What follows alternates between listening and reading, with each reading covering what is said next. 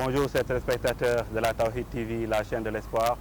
C'est un immense plaisir de vous retrouver dans ce nouveau numéro de votre émission hebdomadaire Point Emploi qui traite les cœurs de métier de l'économie sénégalaise, mais aussi qui fait la promotion des entrepreneurs sénégalais et de la diaspora. Aujourd'hui, on va parler d'une thématique très de grande importance qui est la gastronomie. Donc nous avons le plaisir de recevoir dans notre plateau Monsieur Pape Mor Sylla, qui est un entrepreneur de la diaspora. Monsieur Sylla, bonjour et merci d'avoir répondu présent à notre invitation. Bonjour Monsieur Faye et merci aussi de m'avoir invité sur votre plateau afin de promouvoir la cuisine africaine voilà, et la cuisine sénégalaise et l'entrepreneuriat aussi en même temps. Donc, voilà. Ok, Monsieur Sylla, merci. Nous rappelons à nos téléspectateurs, Monsieur Sylla est le promoteur du restaurant Layou, ouais, qui est en France. Monsieur Sylla, parlez-nous de vous en premier. Qui est Monsieur Sylla? Écoutez, Monsieur Sylla, c'est juste un jeune Sénégalais, franco-sénégalais je dirais, qui vit à Paris avec sa famille, qui est parti du Sénégal depuis très jeune, donc l'âge de 14, 15, 16 ans là, que je suis parti pour aller rejoindre mes parents. Voilà. Et puis quelqu'un de très dynamique, un autodidacte, donc voilà, qui aime expérimenter un peu. Voilà. Qu'est-ce qui vous a poussé, M. Sylla, à entrer dans la gastronomie, dans la restauration? Qu'est-ce qui a été votre motivation? Qu'est-ce qui m'a un peu poussé à rentrer dans la gastronomie? Bon, c'était pas évident parce que au début, comme quand vous vivez en France, il y a des boulots que vous ne pouvez pas accéder en fait. Donc du coup, même étant bac plus 5, bac plus 6 et tout, donc voilà, souvent c'est trop restreint et tout. Donc du coup, je suis rentré dans dans la gastronomie juste par hasard, par inadvertance. Voilà, donc j'ai commencé un peu aux plonges, à faire la plonge dans les restaurants et voilà, et du coup jusqu'à ce que accéder à un niveau. Voilà. Mais comment ça a été le début? Ça a été difficile ou bien? Très dur parce que avec toute l'expérience que vous pouvez avoir en fait dans la restauration, quand vous êtes à l'extérieur, notamment en France, vous pouvez vraiment pas trop avoir une comment dire, vous pouvez pas très évoluer en fait. Voilà, évoluer dans le sens où il y a beaucoup ils ne te considèrent pas réellement à cause de la couleur de la peau et tout, donc tu vas bosser 2 fois plus qu'un Français de souche. Pour accéder à un niveau un peu plus... Et la France aussi, c'est un pays où la restauration est très développée. Très développée, mais voilà, avec une concurrence vraiment inouïe. Mais étant africain, étant sénégalais, j'avais juste envie de vendre un peu la cuisine sénégalaise, la cuisine africaine, parce que en fait, c'est très mal représenté en fait parce qu'il y a beaucoup de jeunes comme moi, beaucoup de gens comme moi qui ont ouvert donc des restaurants au niveau de la France et tout. Mais le seul problème, c'est qu'il manque un peu d'aide. Voilà. Il manque pas d'aide en fait, mais le problème c'est qu'ils ne sont pas trop authentiques. Parce qu'ils essaient tout simplement quand même de fusionner la cuisine africaine avec de la cuisine française. Et s'adapter à la réalité réalité française. Et moi je me dis tout simplement, si vous voulez promouvoir quelque chose, parce que en fait il faut savoir que la cuisine c'est une identité. Parce que moi la cuisine sénégalaise, la cuisine africaine a fait de moi ce que je suis aujourd'hui. Donc je peux pas nier le fait que c'est cette cuisine-là qui a fait de moi ce Pape Mor Sylla là qui est là, en train de parler avec vous, bien manger, bien grandi avec ce que nos mamans nous faisaient, nos grands-mères nous faisaient, le tchéboudienne, le mafé, le yassa et tout ça.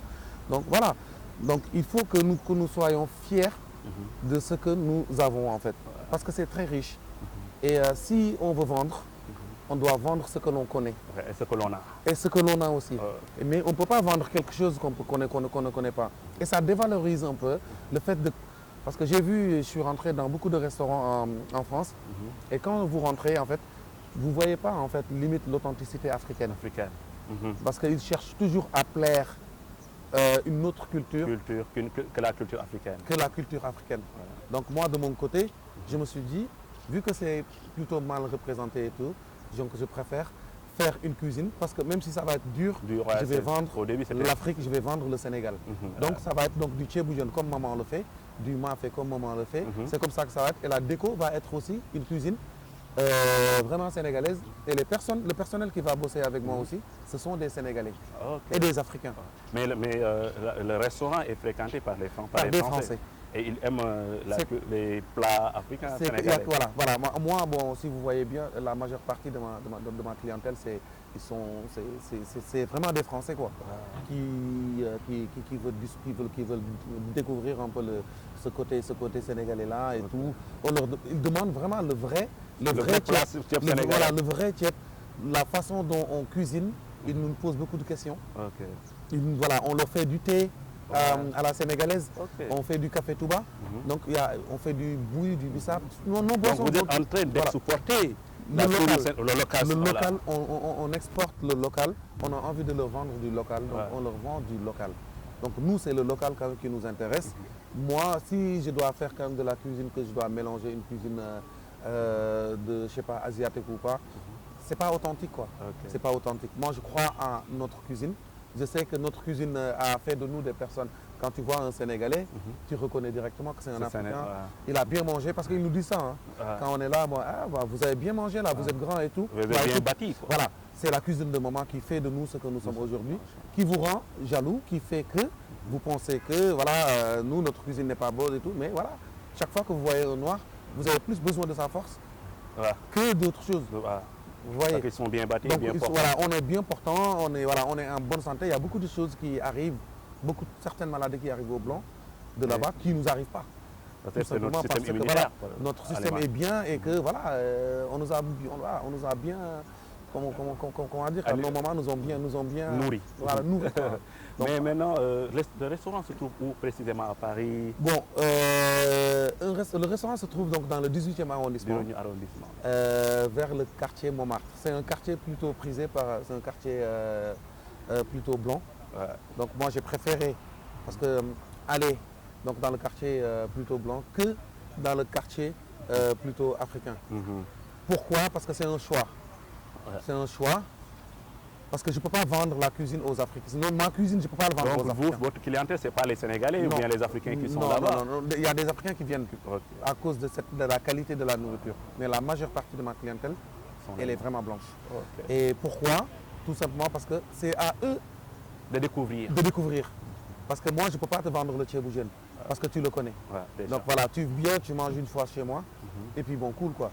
Après, voilà, tu peux aller dans un autre restaurant ou la prochaine fois, tu peux aller dans un restaurant européen ou quelque chose comme ça. Bah, c'est bien parce que tu découvres. Mais là, aujourd'hui, moi, j'ai envie de vendre le Sénégal. J'ai envie d'exporter cette cuisine-là, d'exporter notre identité. Et donc, je m'exprime à partir de cela pour pouvoir, voilà. Pour exprimer votre africanité, exprimer votre sénégalité. Parce que je suis un panafricaniste, ça c'est sûr et certain. Donc, mais voilà. C'est pour voilà, l'exporter, que les gens sachent que voilà, je suis là pour représenter le Sénégal, voilà, dans votre domaine bien défini, qui est la gastronomie. Dans mon domaine bien défini. Ça, c'est excellent. Voilà. Maintenant, est-ce que, par exemple, vous avez fait des formations, comme vous avez fait l'entrepreneuriat, l'idée vous est venue de se lancer dans la gastronomie en France. Est-ce qu'après, vous avez fait des formations pour consolider les connaissances, pour mieux servir votre clientèle? Voilà. Alors, donc, du coup, sur ce côté-là, bon, je vais vous raconter une anecdote. Je n'ai pas fait de formation de restauration. Bon, formation, bon, je me suis formé sur le tard. Sur le tard. C'est learning by doing, comme le disent les Anglais. Voilà, je me suis formé sur le tard. Et bon, il m'est arrivé à des moments où, vraiment, je suis arrivé à des niveaux voilà, à diriger des personnes qui ont des formations. C'est-à-dire que des bac plus 4, en fait, dans un restaurant où je suis le... Parce que moi, j'ai quelque chose que les gens ne peuvent pas avoir souvent, j'ai le leadership. Le management. Moi, je suis un leader déjà de base. Parce que bon, ce qui a conduit, bon, on en parlera tout à l'heure, voilà, les autres affaires. Ce qui a conduit à, voilà, à être aussi autonome, à voilà, être indépendant sur beaucoup de choses. Maintenant, vous disiez tout à l'heure, bon voilà, côté formation, j'ai appris tout sur le tard. Tout ce que j'ai appris, je l'ai appris. Parce que souvent, je me dis que cette expérience-là est nettement, pour moi, est nettement plus bénéfique pour moi que d'aller donc sur les bancs de l'école. Bon, vous pouvez demander à un de vos amis qui a été un collègue, M. Diack, qui a été... voilà, je suis quelqu'un de très distrait. Je ne suis pas le genre de personne qui va s'asseoir sur une table et en train d'écouter quelqu'un qui est en train de me... J'ai envie d'aller toucher la voix, voilà, voilà, c'est ça. J'ai envie donc d'aller toucher quand même voilà, ce qu'ils me disent là, le fond du truc. Voilà. Tu me dis ce qui se passe en France ou aux États-Unis alors que vous n'êtes jamais allé. Moi, j'ai envie d'aller là-bas et de voir ce que tu me racontes en fait. C'est quoi? Donc, c'est comme ça que je me suis, voilà, je me suis construit. Être dans des, voilà, être travaillé dans les restaurants en commençant par la plonge, en devenant manager, jusqu'à ce que je devienne quand même une personne qui a, voilà, voilà, qui a entrepris beaucoup de choses pour voilà, essayer de réussir un peu et voilà, de me développer un peu. Maintenant, comme on parle de l'entrepreneuriat, on parle aussi, que vous venez de le dire, de leadership. Ouais. Et quand on parle de leadership, on parle du management. Est-il facile de manager un groupe, une équipe pour un but bien défini? Ça dépend, parce qu'en fait, bon, pas facile, bon, on va dire facile ou pas facile. Mais diriger, c'est quelque chose de très compliqué, on va dire. Voilà, parce qu'en fait, c'est que le leadership, on n'apprend pas, on est avec. Ouais, c'est inné. Voilà, donc tu n'as pas besoin de l'apprendre pour diriger. Diriger, c'est il y a des personnes qui sont là pour diriger, qui sont nées pour diriger. Donc moi, de mon côté, donc je ne l'ai pas appris. Donc c'est à moi, bon, il m'arrivait tout simplement d'arriver dans un groupe et voilà, je sortais du lot, non pas par mes compétences parce que j'ai des diplômes ou quelque chose comme ça, mais j'avais quelque chose qui faisait que quand je parle, on m'écoute. Ouais. C'est ça qui fait que, voilà, et moi je ne peux même pas dire, après les gens ils l'appellent leadership, mais pour moi en fait je me dis, je ne sais pas ce que c'est. C'est naturel en moi, je fais les choses spontanément. Voilà, c'est que je peux diriger un groupe de 200 personnes où quand je parle, et M. Diack il en sait quelque chose. Donc parce qu'on est sur d'autres projets. Voilà, d'autres projets. Et que moi-même je dirige et je ne sais même pas comment j'ai fait pour arriver jusqu'à les outils, avoir les outils pour pouvoir parler avec les gens et tout, mais c'est comme ça. Donc, mais c'est compliqué, il y a des gens, c'est pas facile de se faire entendre, mais il faut voilà. Maintenant comme vous êtes dans le métier de la gastronomie, de la restauration, est-ce qu'il y a des défis, par exemple, il y a des contraintes? Il y a des défis de tous les jours, des choses à relever, etc. Oui, il y a des défis de tous les jours parce que si vous voyez, bon, faut toujours essayer de faire des records. Ouais, d'être performant. Voilà, faire des records, des performances de chiffres et tout. Aujourd'hui, moi, voilà, si vous tombez sur une personne comme moi qui vise un peu très loin, souvent, bon voilà, moi je pense que c'est mon ambition même qui fait que je suis jusqu'à maintenant là où je suis. Voilà, mais c'est un peu démesuré en fait, souvent on me le dit. Mais j'ai envie de dépasser là où je suis en fait. Franchement, parce que voilà, l'objectif il n'est pas encore atteint. Mais je dis juste que voilà, la question c'était que voilà, les défis, il y a les défis du travail, par exemple, les contraintes. Il faut toujours essayer tout simplement de battre le chiffre. Ouais. Battre le chiffre. Et satisfaire les clients. Voilà, satisfaire les clients. Ça c'est un défi. Accueillir, servir, c'est pas donné à tout le monde. Accueillir, c'est pas donné à tout le monde. Voilà, c'est un savoir-faire. C'est un savoir-faire. Parce que quand une personne vient dans ton restaurant, voilà, peu importe voilà, la nature de la personne et tout, il faut savoir accueillir. Et moi, ça c'est un point d'honneur, j'y tiens. Qu'une personne qui rentre chez moi pour manger, pour se restaurer, doit être traitée comme un roi. Voilà. Le client est roi. Le client, il est roi. Tu vois? Même si j'ai des problèmes à la maison, j'ai des problèmes, peu importe où j'ai des problèmes, quand je viens avec mes problèmes, je le pose devant le restaurant. Je le mets dans un sac et je le pose devant le restaurant, je rentre dans mon restaurant. Quand je pars, je leur ramène mes problèmes, mais pas dans mon restaurant. Faire la distinction entre la vie professionnelle, la vie sociale, voilà, privée. Sociale et tout, et privée. Donc voilà, c'est ça. Donc moi, voilà, je fais en sorte de... Pour moi, mon défi, c'est que le client revienne, soit satisfait et soit aussi quelqu'un, voilà, il faut que je fidélise. Ouais, fidélise, parce que j'avais rappelé un terme qu'on utilise en marketing, la première vente, ce n'est pas une vente, c'est la deuxième. C'est ça. Il faut fidéliser, il faut faire revenir le client au niveau. C'est ce qu'on appelle donc le troisième lieu, chez nous, bon, dans notre jargon, on appelle ça le troisième lieu. Donc on dit que le client, après le boulot, la maison, le troisième lieu doit être là où il se sent bien. C'est-à-dire que venir au resto, dire, bon, écoute, moi j'ai envie de... Ouais, je vais aller chez Pamor, je vais me poser là-bas. Donc, parce que je me sens bien là-bas. Donc voilà, être un lieu de, voilà, là où il peut se détendre, il peut discuter, oublier les soucis de la vie. Voilà. Et que moi, mon restaurant, moi je suis quelqu'un qui aime le Sénégal, qui aime l'Afrique. Donc quand mes clients ils sont là, je leur saoule même souvent avec cette culture africaine, en train de leur expliquer bon, l'importance même du thé sénégalais, du café Touba, du bouille, du bissap et tous ces genres de choses-là. Bon, je leur explique quoi, que voilà, écoutez, voilà. J'adore discuter en fait, j'aime discuter. Okay. Voilà. Donc on peut dire que vous êtes ambassadeur de notre pays. On va dire ça. Mais monsieur Sylla, actuellement on voit le développement des hôtels, le développement des restaurants, etc. Donc en côté aussi, il y a le développement de la filière gastronomie. Les étudiants, les jeunes sont en train de se lancer dans le domaine de l'hôtellerie, dans le domaine de la restauration, etc. Quels sont les conseils que vous pouvez donner à ces jeunes? Donc vous êtes autodidacte. Bon, si c'était par exemple un entrepreneur qui avait suivi une formation académique dans une université ou bien dans une école, etc., après exercer le métier, ça serait un peu plus facile. Mais comme vous êtes autodidacte, vous n'avez jamais fréquenté les écoles d'hôtellerie, les écoles de restauration. Non. Donc quelle est l'expérience que vous allez partager avec les jeunes? L'expérience, peu importe, vous pouvez avoir quand même des diplômes dans la formation ou pas. Si vous n'avez pas la croyance, la foi et la foi en soi, vous ne pouvez pas réussir. Vous pouvez avoir toutes les armes que vous avez, tout ce qu'il faut. Mais si vous n'avez pas, il faut avoir juste la croyance, avoir la foi, de dire que bon, je suis capable de réaliser ça. Voilà, et avoir une ambition de fou, de dire que voilà, moi j'ai envie de... Voilà. Parce que moi, il y a des moments où j'étais vraiment j'étais vraiment au fond du trou, quoi.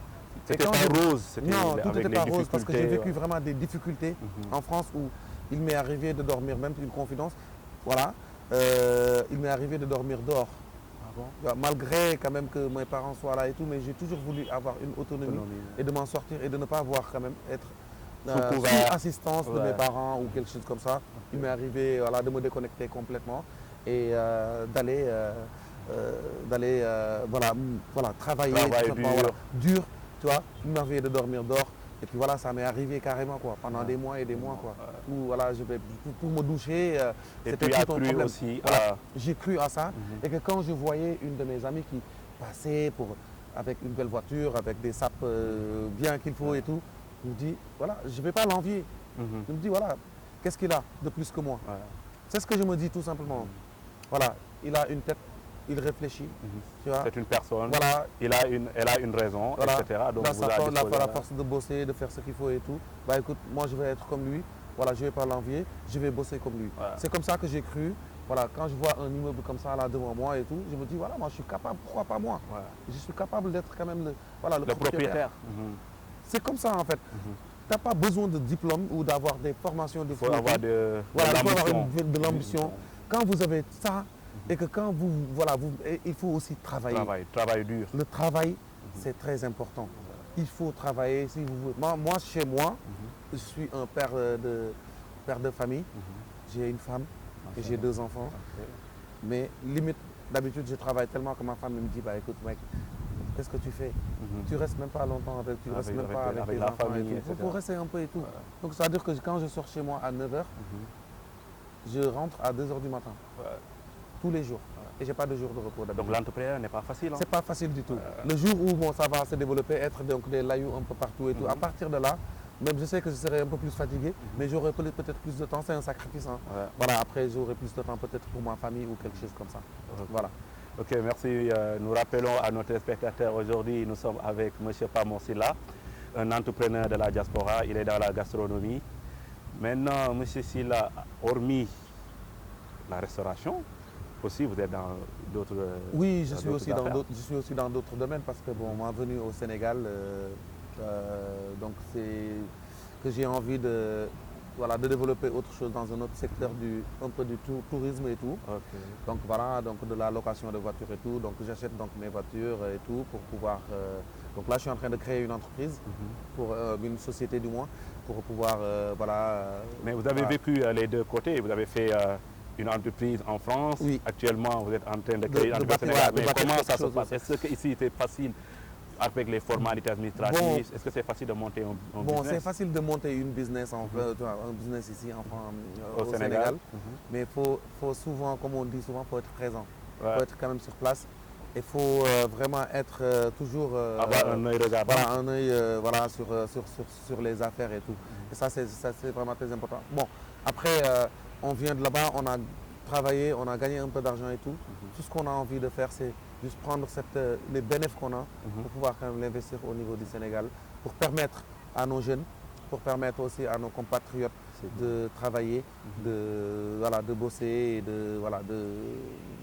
voilà, c'est ce qu'on a envie de faire. De créer de l'emploi. Créer de l'emploi pour nos jeunes et voilà. Nous vous encourageons sur ce chemin parce que ce n'est pas facile. Comme on a l'habitude de dire, l'entrepreneuriat n'est pas facile, l'entrepreneuriat aussi n'est pas rapide. Donc c'est ce qu'on doit dire aux jeunes, qu'on ne peut pas créer une chose aujourd'hui et récolter les fruits demain. Donc il faut vraiment œuvrer, travailler davantage, serrer la ceinture, avoir la motivation et la détermination. Nous vous encourageons pour ces affaires que vous venez monter au Sénégal, pour permettre aux jeunes aussi d'avoir des emplois, donc un épanouissement intellectuel, etc. Donc, monsieur Sylla, donc dañuy dugg tuuti ci olof, permettre ñi nga xam ne tey ñu ngi parce que restauration Sénégal même si que c'est pas plus formel en France fii dañ koy gis maire bi xam ne mooy jaay gargote ci mbedd mi restauration la maire bi di jaay le soir ay akara donc c'est la restauration ay activité donc peut-être que c'est pas trop formalisé mais si lañ bokk donc mën expérience bi nga am ba jógee Sénégal nekk doomu Sénégal dem en France créer fa benn restaurant bu ñuy wax layu muy développé tubaab bi di ko fréquenter donc partage expérience boobu avec les jeunes ak suñu ndaw ñi day important moo waral tey ñu woo la di am contentement recevoir le fii nga xam ne mooy Tawhid TV suñu émission ñu ngi koy woowee le point emploi xam ne day traiter les cœurs de métier de l'économie sénégalaise mais aussi quand on parle métier liggéey ñu ngi wax tamit entrepreneuriat donc y a ay fonctions yoo xam ne administration maa ngay joxe secteur privé di ko joxe mais am na loo xam ne aussi ñi nga xam ne tey mooy troisième personne bi ne man kat damay jóg du ma liggéeyal état du ma liggéeyal privé bi mais man damay créer sama propre entreprise te si loolu nga nekk di am contentement recevoir la tey fii. ñoo la gën a kontaan trop monsieur Faye dinaa ci kontaan aussi tamit ci wax ci sama kàllaama ndaxte moom la ñu am moom la ñuy défendre en fait fu ñu nekk ci monde bi ndaxte yàlla def na tamit ñu ngi voyager nag fu ne nag ci àdduna bi nag waaw ñu ngi voyager waaye dañuy bëgg souvent fu ñu mën a dem rek ñu xam ni voilà Sénégal la ñu bokk Afrique la ñu bokk te ab jeune bu mu mën a doon rek ak foo mun nekk rek na nga xam fi nga jógee parce que boo xamul fi nga jógee rek nit ñi duñ la mën a comprendre duñ la mën aussi respecter voilà ak foo mun dem rek défendre say valeurs xamal ki nga doon xamal li la yëkkati parce que ñu ngi nekk ci benn dëkk boo xam ni bon injustice bi bari na fi lool waaye gis nañu bu ñu génnee ci mbedd mi taalibe yi ñu ngi nekk di yelwaan nit ñi ñu ngi nekk di am ay problème xam nga santé ak yooyu noonu yëpp xam nga bu la yàlla dimbalee ba nga génn nag ci réew mi xam nga dem beneen bitim réew boo xam ne xëy na peut-être ñoom économie moo gën a am doole que sunu économie bi nii kon war nga mun góorgóorlu tey ji xam li nga bàyyi fii xam ne da nga fi bàyyi yaay da nga fi bàyyi papa da nga fi bàyyi njaboot bu baax pour mën a voilà dellu siwaat ci sa réew investir ci sa dëkk jàppale say mbokk voilà monsieur Sylla yow yaay promoteur restaurant bi nekk France Paris précisément ñu koy wax la layu voilà au début restauration en France yi nga xam ne du sa dëkk d'origine nga dem bëgg fa promouvoir la culture sénégalaise en particulier et la culture africaine en général noonu la nekkoon au début nu mu meloon metti woon lool parce que déjà bon comme waroon naa ko wax sax parce que restaurant bi ma koy tijji du woon pour France sax déjà ok man sama restaurant bi ma koy tijji c'était pour les États-Unis dama dem New York ak Canada laa ko bëggoon def parce que ñaari dëkk yooyu laa demoon bi ma fa nekkee man ni dama fay dem pour jéem a xool exactement tâter terrain bi ba xam nan lay demee bi ma demee ba foofu bon Canada ma agsi fekk fa ay moins 40 degré yu ma xamul. ma ne fii sedd na. loolu xaaral ma xajal leen. donc nag voilà bi ma demee nag New York. donc gis fa benn melting pot boo xam ni vraiment séduiroon na ma te nit ñi varié nañu te les gens ils avaient envie de découvrir et que la majeure partie des habitants des États-Unis ñu ci bari du ñu lekk seen kër. ok ñoom ci biti rek la ñuy lekk. da ngay dem restaurant et fast food yi. ñoom restaurant la ñu gëm ak fast food ak yooyu noonu da ngay dugg ci benn kër di xaar ñu jox la añ nga ubbi frigo bi wala nga pour bëgg fa fekk dara c'est pas possible loolu naan rek moom nga ko fa fekk moom. waaye bu ñu ñëwee ah on va au resto lañ lay wax. voilà comme ça donc mu xam ni war na fa mën a dox te tamit war nañu mën a aussi tamit développer sunu cuisine foofu noonu. ma dem foofu nekk foofu ba yàlla def Covid bii di ñëw. ñu ne dañuy fermer frontières yi. ma ni bon kon ku fi dëkkul rek na ñibbi. ci la ñibbee France. dellu France parce que pour rejoindre njaboot geek yooyu noonu bon j'ai galéré encore 1 an pour voir exactement parce que je me disais que pour fixer les idées voilà c'est foutu donc am na benn moment boo xam sax xawoon naa wàcc tuuti quoi parce que découragé woon na ma mais j'ai ouvert mon propre restaurant en plein Covid. ok pour dire que en fait kenn ban genre nit la défi bi ma mën a période la boo xam ne ñëpp a ngi daw ma tijji restaurant bañ a lancer ay affaires yow en plein Covid laa ko tijji confinement ma tijji ko en plein confinement. ok en France ça c'est audacieux. c'est ça donc ma xam ne rek war na mën a nekk war nañ ko mën a def donc dañ koy def voilà dañ koy def quoi donc looloo indi kii bi difficile woon na moo tax moom moo waral difficulté bi nga xam ni moom lay kii parce que restaurant moom boo ko tijjee il vous faut pas peut-être jusqu'à 1 an pour que les gens puissent s'habituer à ce que li ngay def lan la est-ce que neex na wala neexul ak yooyu commencer gagner étoiles yeeg yooyu noonu tey jii boo demee ci Google tey jii boo tapé restaurant africain biir Paris sama restaurant moo njëkk a génn le Layou moo njëkk a génn à cause de mes 5 étoiles. macha allah donc alhamdulilah. donc la mooy particularité restaurant boobu. particularité restaurant bi particularité boo xam ni bon nit ñi dañuy fay nekk di waxtaan. nit ñi dinañ fa lekk bu neex bu am qualité. mais cuisine africaine lay doon cuisine africaine lay doon. mais voilà te mën nañ jàpp ni rek tant en fait jëmuñu jéggaani wuñu dara. lépp lu ñu fay def rek.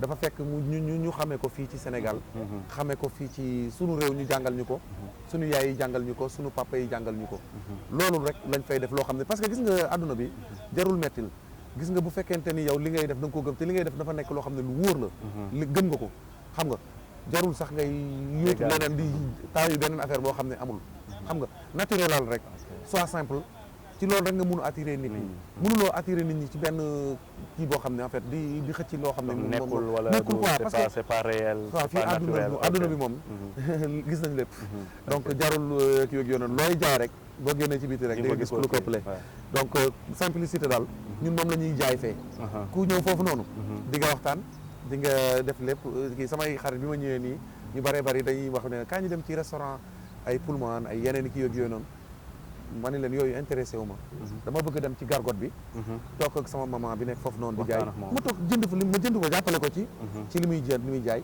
waxtaan ak moom damay dawal sama oto barki démb ba ci côté Médina noonu rom benn maire buy jaay akara ma maire looy jaay mu ne ma akara ma daal di droite sama oto ma ne mën naa ñëw toog waxtaan mu ne ma waa ñëwal ma ñëw toog ci wetam photo yi ñu ngi nii mun naa leen ko jox ñu toog di waxtaan ma rombee borom café bi mooy toog waxtaan ak moom su ma rombee kiy jaay gerte damay toog waxtaan ak moom su ma mën a amee sama 100 francs jàppale ko ci motiver leen encourager leen ci kii boobu parce que loolu moom mooy Afrique loolu moom mooy Sénégal te loolu dañ cee war a jàpp dañ cee war a góorgóorlu xam ne adduna bi loolu rek moom moo fi am boo jàppalewul sa dëkk dem dëkku jàmbor li nga fay jël oto sax ba ñaa ko ba fii laa koy jënde bëgguma sax jënd ay oto Europe di ko ñëw di leen jox xaalis consommer ko promouvoir les activités locales lépp fii la te lépp lu ñu amit pour Sénégal léegi si restaurant bi sa principaux clients ñan la sénégalais yi la africains yi ou bien les français waaw bon d'habitude nag français yi nag ñoom ñoo ëpp nag ñi may jaay ci sama restaurant ay étrangers lañ doon mën na doon ay français mën na doon ay américains ay asiatiques yoo xam sax bi ñëw foofu noonu pour découvrir un peu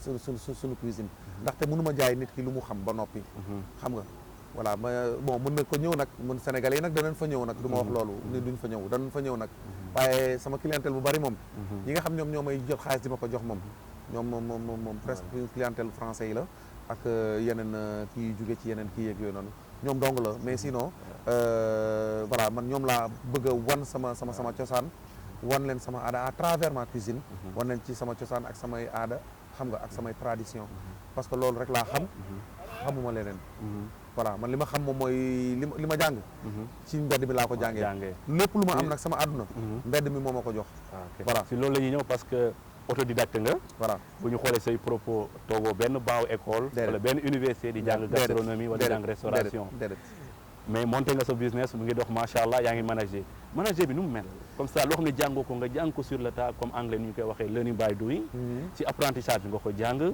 mais manager ñi nga xam ne tamit parce que ñu bëri am nañ comme ni nga ko waxee en français jàng nañ ko ay master 2 lañ am moom lañ jàng yow jàngoo ko nga ñëw di leen manager est-ce que yomb na ki may toggal master am na master 2 am ki may toggal ceeb dafa am master 2 am gis nga comme ni ma ko waxee sànq rek gis nga jiite dafa jafe dafa compliqué xam nga waaye nag gis nga li yàlla di def ci njiit pour mu mën a diriger loolu moom yàlla moo koy def ci moom man xam ma sax lan moo tax ma yor li ma yor nii wala ma mel ni ma mel nii yàlla rek moom moo ko def si man xam nga nit ki nag fu mu nekk nag ñu koy dégg da koy sant yàlla rek xam nga da koy sant yàlla moom moo ko def tey jii man nit mënul wax sax si àdduna lu ma jaaxal te fu ma taxaw tey yàlla jox na ma benn prestance boo xam ne xëy na peut-être moo tax nit ñi dinañ ma déglu su ma toogee di wax ak nit dina ma déglu donc mu ngi noonu waaye nag kaf ak ree rek lépp looy def ko ci kaf def ko ci reetaan def ko ci kii soxlawul protocole yu bari style de management la man style boo xam ni bon voilà noonu lay demee bu ma wax ak yow rek di nga ma déglu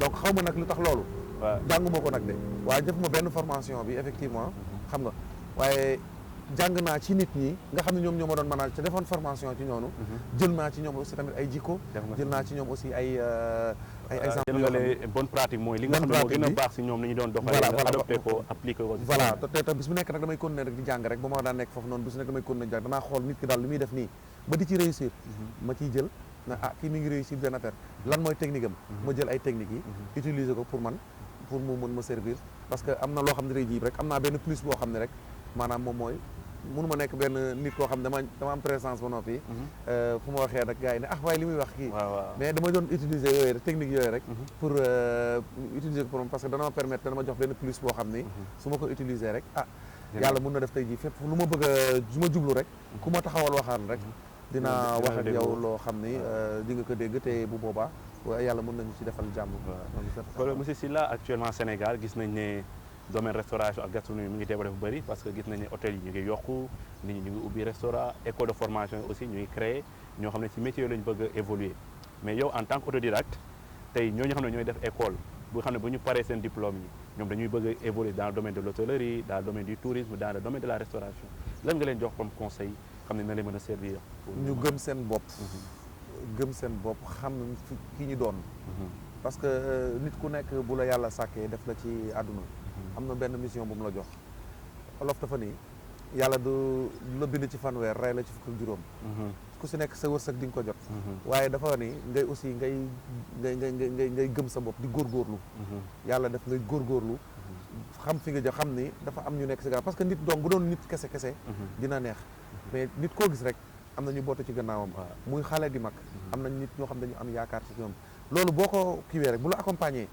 foo bëgg a dem rek di nga fa àgg bu la accompagner rek jarul affaire bi simple na yoo xam ne jarul ñu def benn genre dissertation boo xam ne dañ koy rédiger pour que di la expliquer nan la nit war a def ak yooyu noonu mais dafa am ay affaire choses yoo xam ni ce sont des choses yoo xam ne dafa c'est simple te boo ko pratiquer rek boo ko appliquer du moins xam nga boo ko appliquer rek yàlla mën na la si defal ba lépp loo jublu rek day dem c'est des valeurs yoo xam ne loolu rek la gis nga mbir mi jox lu ñuy jàngee ay France dem di ko gi noonu lépp ngi fii lépp mi ngi fii bu ñu bëggee diriger bu ñu bëggee aspirer nekk président nekk lu ñu mën a doon lépp a ngi fii secret bi amu ko amul sax mën nañu wax amul secret loo bëgg rek lépp li boo xalaatee rek parce que bis bu nekk da ngay gis ay misaal yu bari ci àdduna bi xam nga yoo xam tey da ngay génn ci biti rek gis benn affaire boo xam ne rek boo ko tojee tuuti rek da nga ciy génne lu bari waaw jàngat bu bari di nga ko ci am yàlla defal la si jàmm nga ni moo kat ni mu mel nii wala kii voilà nga xalaat ci nga avancé da lay avancé la da lay permettre nga mun avancer voilà donc affaire bi foofu rek la amul benn secret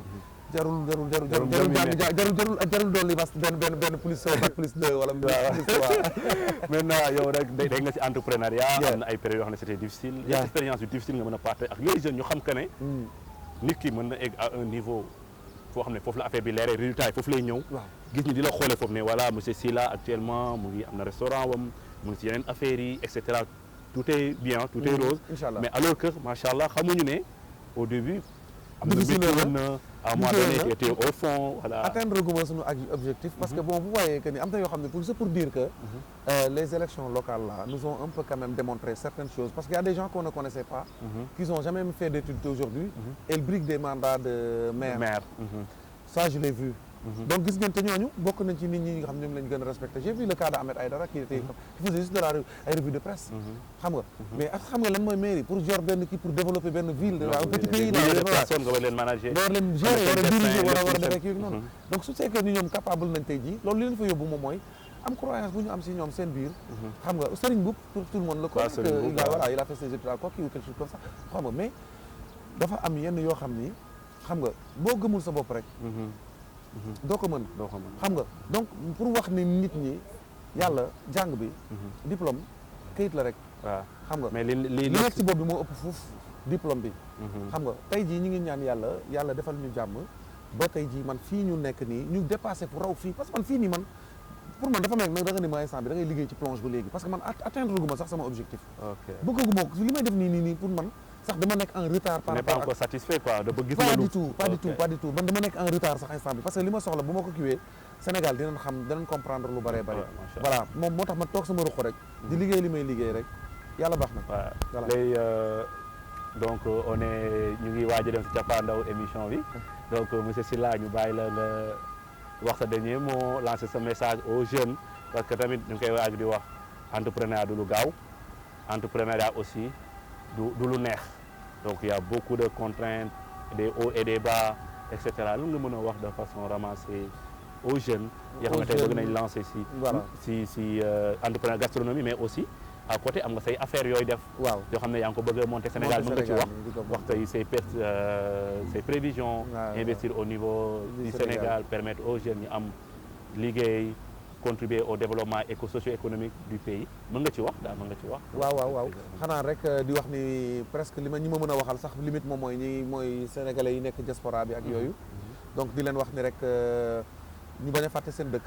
ba lépp lu ñu am rek nañ ko indi seen dëkk pour permettre parce que fii ni dëkk bi y a des choses à faire c'est vrai que ni metti na mais y a à faire bari na ay opportunités yoo xam ne war nañ ko mën a am tey jii surtout bu ñu nekkee yu mel ne ay ci yeneen dëkk yàlla def ñu mën a gagner foofu tuuti xaalis nañ xool nañ lañu mën a utiliser suñu bopp pour mën a voilà investir si suñu dëkk loolu rek la moom mooy li mën a jëmale suñu dëkk parce que dana jàppale boppam wëlbati ko aussi dina jàppale aussi tamit askan bi nga xam ñi ngi nekk fii kenn et soxla ko lool voilà ñoom loolu dong la ñu soxla ci loolu may profité rek di gërëm sama famille di gërëm sama yaay ak sama papa di gërëm sama jabar ak sama ñaari doom yi donc ñoom ñëpp à cause de grâce à ma famille yàlla def na tey jii maa ngi toog fii tey jii di wax ak yéen parce que xëy na peut-être da ngeen a jël temps bu bëree bëri te xam naa ne du ngeen ko defal n'importe qui donc ma gërëm aussi tamit seen rajo bi seen ak télé bi Tawhid TV di leen ñaanal yàlla defal leen jàmm aussi parce que bu ñu demee tey jii man ba ma xëy ñu woo ma rek wax ci kii yoog man rek damay jàpp ni je suis un privilégié non c'est que voilà privilégié bëgguma la dox yàlla yàlla dox c'est que tamit képp ku nekk si entrepreneuriat di def ay jéego yu rafet parce que xam nañ ne en France c'est pas évident c'est pas facile jóge fii dem fa créer restaurant ñu dem ba def français wala des étrangers yoo xam duñu ay Sénégalais duñu africains di fa fréquenter di consommer les plats africains et les plats sénégalais aussi loolu dañu ko war a magnifier donc bu ñu ko defee du yow mais dañuy wax ne les jeunes yi nga xam ne ñoo nekk Sénégal wala nekk si domaine bi ñu xam que ne c'est permis de rêver ñoom lu ñu bëgg ñoom mën nañ ko am donc mën nañ évoluer si domaine bi pour mu nekk partage d'expérience moo waral loolu en tout cas daal moom je suis vraiment honoré en tout cas je suis honoré voilà d'être invité ici parmi vous et tout voilà donc di gërëm ñëpp daal di gërëm Sénégal parce que li tax sax ma ñëw bokk na ci dañuy def demi-finale bi rek ma dagg sama foofu laa bëggoon ñëw parce que gis naa nga def maillot bi voilà léegi Sénégal jël na coupe bi léegi yow da ngay wax loolu sa impression si équipe nationale ak victoire bi ni ma ko dundee kontaan ni ma ko dundee mooy dañu dajeek Burkina Faso dóor ko 3-1 ma dagg bi yee ñëw Sénégal ne damay jël si coupe bi te man dama wax ne damay jël si coupe bi waxuma damay dem seetaani finale kon waaw man voilà man coupe d'Afrique dama ni man damay dem jëli coupe bi jubilé ji loolu laa wax man dama ni woon coupe bi laay jël si c'était ça xam nga donc du coup donc gëm sama bopp gëm Sénégal moom moo waral tey jii ba léegi yaa ngi jubilé ba léegi maa ngi jubilé du ma ci jóg bis su nekk ma jënd maillot bu bees ak yooyu noonu sama jabar day wax ba soon ma ne ko moom fi ñu toll nii maillot yi rek Sénégal rek loolu laa gis ak yooyu noonu mi ngi noonu mais daal di bëgg rek daal kontaan nañu trop vraiment di gërëm aussi Alioune Badara Diack moom aussi ngeen may ma gërëm ko bu baax a baax ndax sama waajooju moom sama xarit la te ba ñuy ànd man ak moom boobu collège la bi may ñëw 5e ak bi may def 5e ñu def 5e 4e xam nga donc man nag ma nekkoon nag élève bu terrible nag ñu dàq ba kii bi ñu dàq ma école en 4e donc voilà sama français bi dama ko débrouiller rek xam nga kii mais xoolal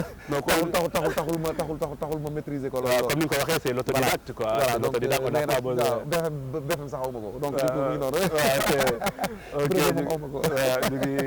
merci monsieur Sylla jërëjëf l'émission caméraman yi aussi ak ñi doon def prise de son bi ak yooyu yëpp vraiment ñu ngi leen di gërëm bu baax a baax ñi leen ñaanal daal en tout cas ñi ngi leen ñaanal bu baax yàlla defal leen di gërëm voilà di gërëm laay technicien bi waaw laay ak suñu directeur voilà ak directeur Mamadou Lamine Bara Lamine Bara waaw ñi ñëpp ñu ngi ak laay ñoom ñëpp ñu ngi leen di nuyu vraiment di leen ñaanal yàlla defal leen jàmm ci entreprise yi ngeen di nekk ak yooyu noonu yëpp incha allah rabbi dina baax waaw te man moom da ngeen ma gis tout le temps parce que fu ma jógee Sénégal daal man fu ma jógee dëkk ba maa ngi fii ne te lépp lu ma yor tamit fii laa koy def waaw bu ñu waree mën a liggéey it incha allah rabbi dinañ liggéey loolu daal moom sant naa ginnaaw merci monsieur Sylla donc ñu ngi si terme émission bi donc di rappeler suñu téléspectateurs yi tey ñu ngi doon wax si gastronomie restauration mais aussi permettre aux jeunes entrepreneurs yi xam ne ñoo nekk si Sénégal nekk si diaspora partage seen expérience avec les jeunes ñu xam ne tout est permis lépp mën na nekk nag il faut que ñu gëm ko mu am détermination donc di remercier suñu